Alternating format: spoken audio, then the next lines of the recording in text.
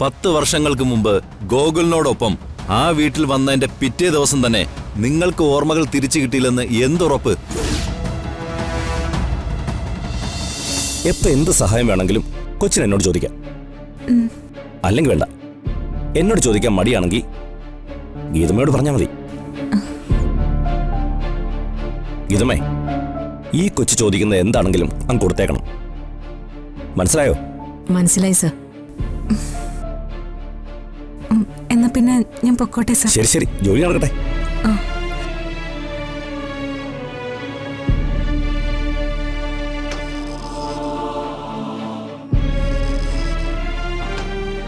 ഗീതമ്മ നിന്നേ, ഒരു കാര്യം പറയാനുണ്ട്. സാറിന് പുതിയ സ്റ്റാഫിനെ ഒത്തിരി അങ്ങ് പിടിച്ചു പോയല്ലോ. ഇതിനി ആർക്കുള്ളതാണാവോ?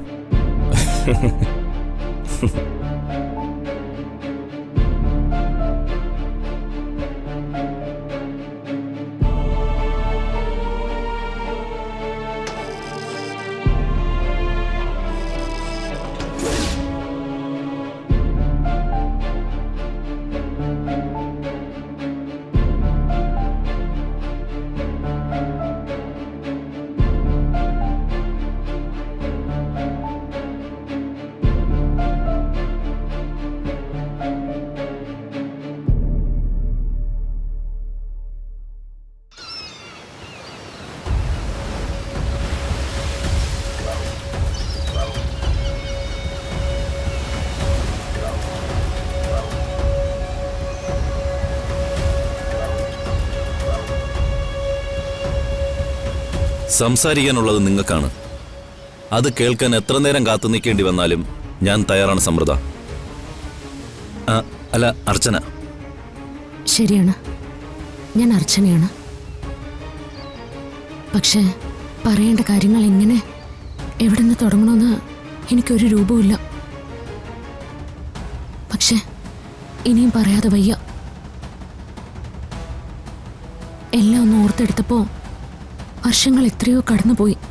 കള്ളം പിടിക്കപ്പെട്ടപ്പോൾ കള്ളം പറഞ്ഞ് രക്ഷപ്പെടാനുള്ള തന്ത്രമാണിത്. 10 വർഷങ്ങൾക്ക് മുമ്പ് ഗോകുലിനോടൊപ്പം ആ വീട്ടിൽ വന്നതിന്റെ പിറ്റേ ദിവസം തന്നെ നിങ്ങൾക്ക് ഓർമ്മകൾ തിരിച്ചു കിട്ടിയില്ലെന്ന് എന്തുറപ്പ്? അന്നു മുതൽ ഇന്ന് വരെ നിങ്ങൾ അഭിനയിക്കുകയല്ലായിരുന്നെന്ന് ഞാൻ എങ്ങനെ വിശ്വസിക്കണം? അങ്ങനെയായിരുന്നെങ്കിൽ ഈ പ്രശ്നങ്ങളൊന്നും ഉണ്ടാവില്ലായിരുന്നല്ലോ. എനിക്ക് ഓർമ്മ കിട്ടിയ ആ നിമിഷം തന്നെ ഞാൻ എൻ്റെ സച്ചേട്ടനോടൊപ്പം പോയിട്ടുണ്ടാവുമായിരുന്നു. രാജീവ്, എനിക്കെല്ലാം എൻ്റെ സച്ചേട്ടൻ മാത്രം. അതിനപ്പുറം ഒരു ലോകം എനിക്കില്ല. അതിനപ്പുറം ഒരു സ്വർഗം എനിക്ക് വേണ്ട. അന്നും ഇന്നും അതങ്ങനെ തന്നെയാ. പിന്നെ എന്തിനാണ് ഈ ആൾമാറാട്ടം നടത്തിയത്? ഞാനാണോ ആൾമാറാട്ടം നടത്തിയത്? സമൃദ്ധയുടെ വേഷം ഞാൻ സ്വയം കെട്ടിയതാണോ? ഓർമ്മയില്ലാത്ത എന്റെ മേൽ അത് അടിച്ചേൽപ്പിച്ചതല്ലേ? അന്ന് ആക്സിഡന്റ് നടന്ന ദിവസം ആശുപത്രിയിൽ വെച്ച് എന്താ സംഭവിച്ചെന്ന് രാജീവിന് ഓർമ്മ കാണുമല്ലോ.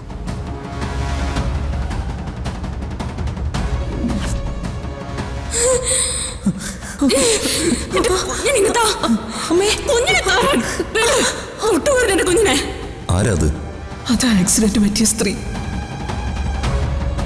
ആ കുഞ്ഞ് ഒരു തെറ്റും ചെയ്തിട്ടില്ല.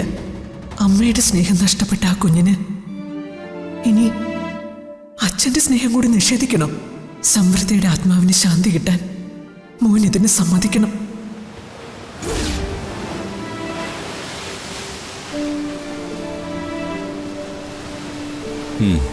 ശരി, സമ്മതിച്ചു.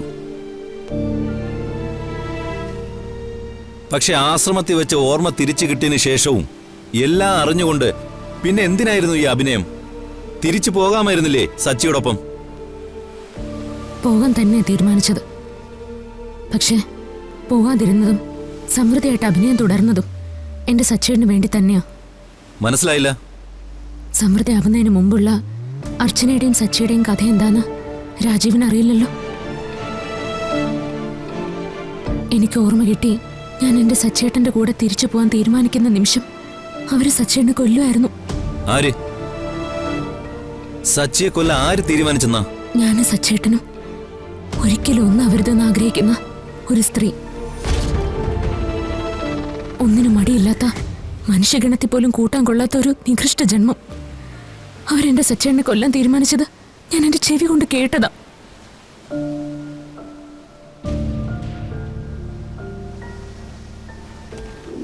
രണ്ടുപേരും തമ്മിൽ കണ്ടുമുട്ടിയാൽ അവർ മേടത്തെ തീർക്കും. അതല്ലേ കറക്റ്റ്? അതിനു മുമ്പ് സച്ചി അർച്ചനയും എനിക്ക് ഫിനിഷ് ചെയ്യണം. അർച്ചനയ്ക്ക് ഓർമ്മ തിരിച്ചു കിട്ടിയാൽ ആ നിമിഷം സച്ചി തീർത്തേക്കണം.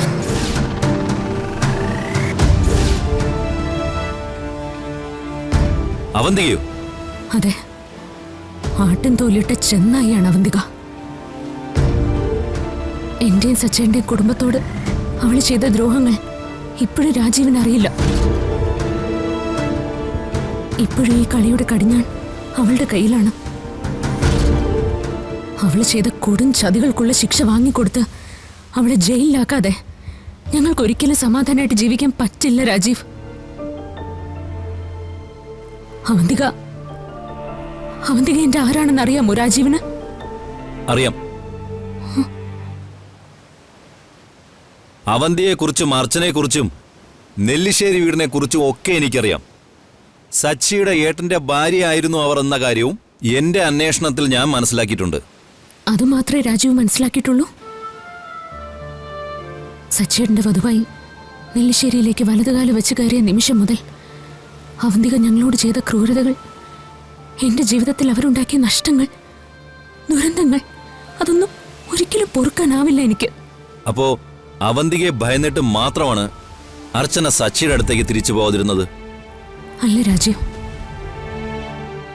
എനിക്ക് ഓർമ്മയില്ലാതിരുന്ന കാലം അത്രയും എന്നെ സംരക്ഷിച്ചതിനും എനിക്ക് തന്ന സ്നേഹത്തിനും എന്നോട് കാണിച്ച കാരുണ്യത്തിനും കരുതലിനും ഗോകുലിനും കുടുംബത്തിനും ഞാൻ പകരം നൽകേണ്ടത് ഒരു തകർച്ചയല്ലെന്നുള്ള ബോധ്യം എനിക്കുണ്ടായിരുന്നു. അതുകൊണ്ടാ ഗോകുലിനെയും ഈ കുടുംബത്തെയും വലിച്ചെറിഞ്ഞു പോവാൻ എന്റെ മനസ്സ് അനുവദിക്കാത്തത്. എല്ലാം ഒന്ന് ശാന്തമാവാൻ വേണ്ടിയിട്ടാ ഞാൻ കാത്തിരുന്നതും.